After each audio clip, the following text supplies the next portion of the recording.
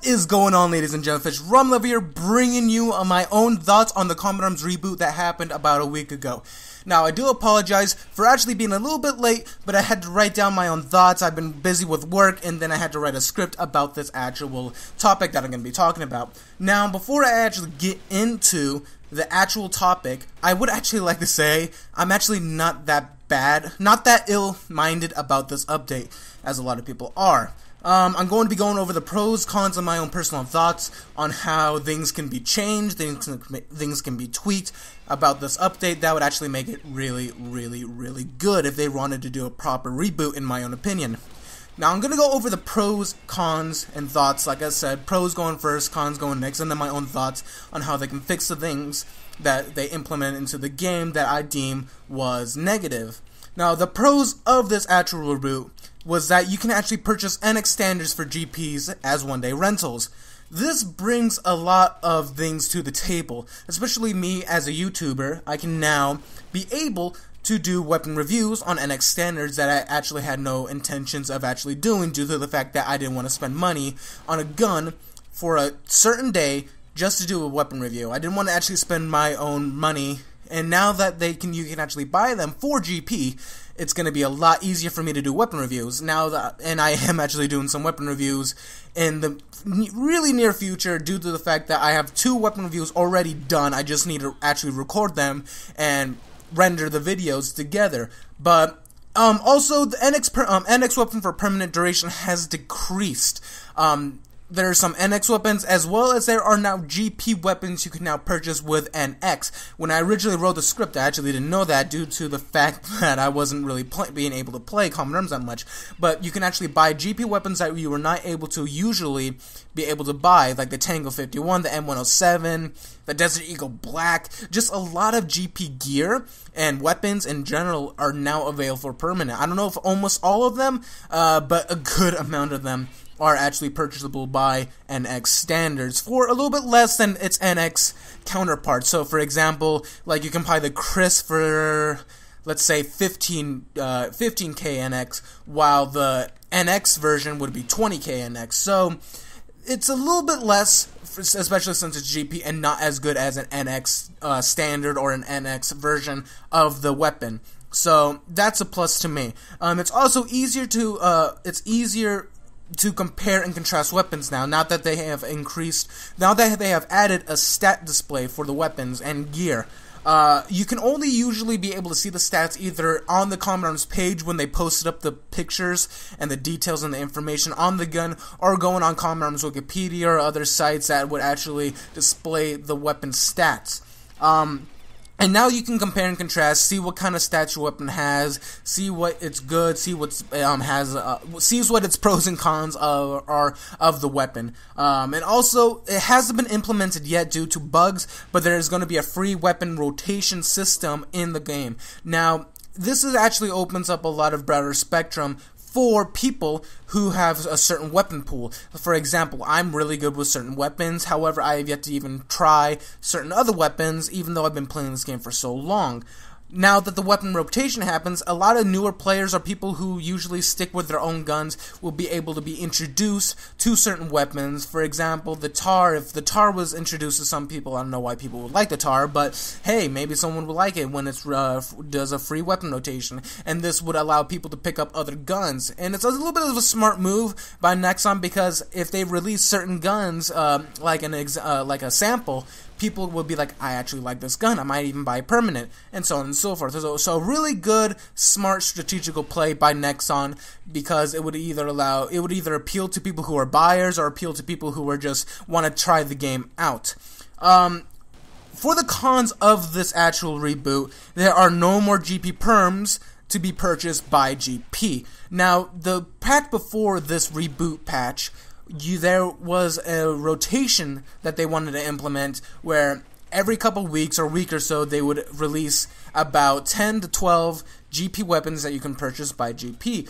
SMGs and ARs were usually about 100,000 GP, while GP sniper rifles were introduced for like 120,000 GP, and now that's discontinued. There's also no more gray/black high-sec cases or keys, and I don't know if the new Ghost cases that they release has EXP passes, but the GP passes were taken out last patch. But the EXP passes, there was a giant rate of actually getting that from gray high-sec cases, so I would usually always have at least 100% EXP passes on me at all times, but now that that's cut off, that's a con in my opinion. The prices for one-day rentals for NX standards are actually a little high, but now that I think about it, it can kind of make sense, but it does affect GP users only.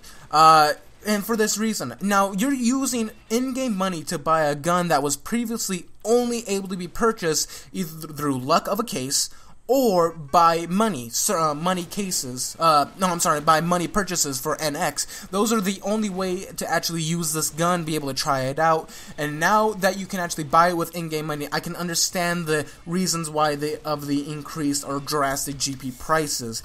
So I'm actually a little bit more neutral, but it is a con for most people.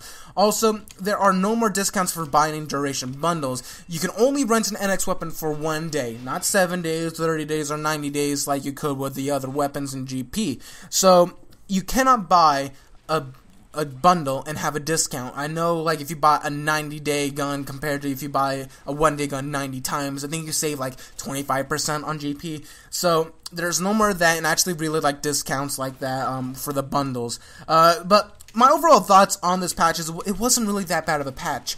Everyone is quick to jump on the bandwagon and start spreading hate and complaining and bitching and crying towards Nexon, saying, oh, this is the death of Combat Arms, but they always look at the negatives. The GP, like, if they really wanted to completely appeal to everyone, they could just slightly tweak a few things that they did, and things will be all hunky-dory. The GP prices either need to slightly decrease, or the rate per GP per match gets increased. Either or, that will make things a lot better.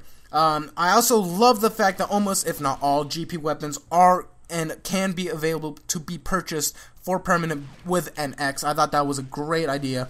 And also, this update really doesn't affect everyone. If you have an inventory with a bunch of good NX gear or weapons, or even GP gear and weapons that you have for permanent duration, and you have enough where you can literally not buy any weapon and you'll still be fine, this patch does nothing to you. If you have a great inventory, and to the fact that you don't even need, you would only buy weapons just to actually have the weapon, this patch doesn't affect you at all, in my opinion. But some people have their own differences of opinions, so I am open to you guys' suggestions, whether you guys hate it, love it. I'm the type of guy who looks at the entire picture rather than focus on the negatives, so that's my own reason why I actually think this patch isn't actually that bad. Like I said, if Nexon were to actually bring back GP weapons for permanent, to be purchased by GP, if they were to decrease or increase GP rates on certain aspects, this patch would be really, really good. If they added better GP rates for GP bundles or anything like that, this patch would be fantastic. Otherwise, I think this was a solid patch. They're definitely testing out the waters, and especially since this is Nexon, and they, like most big companies, they are greedy. If they realize that sales are going to be plummeting, which it doesn't seem like they are, but it might if the community always jumps on the bandwagon saying, oh, screw Common Arms, they will fix this, they will fix a lot of the things that they brought out. Now, a friend of mine was saying he doesn't think that this patch they would actually turn back because they're a big company and would show indecisiveness on their aspect. Now, I do disagree with that due to the fact that, if you guys don't know about Riot Games, the makers of League of Legends, they constantly go back on patches because of the thoughts of the community. So saying that a company is indecisive is true. However, if they do show that they're listening to their players, it can actually go really well in their favor. So that's my own thoughts. If you guys like this video, remember to like, favorite, comment, and subscribe. I usually don't do thoughts on posts or patches or reboots in this case, but since this was such a big topic, and especially for the Common Arms community, I thought I'd add my 2 cents. So anyways, this is it for this video, and I hope you guys like this video. Give me your thoughts. I'd like to hear them, and expect some more weapon reviews. Random Topic Tuesdays is out tomorrow, so look forward to that. Anyways, guys, thanks for watching, and I'll see you guys next time. Peace.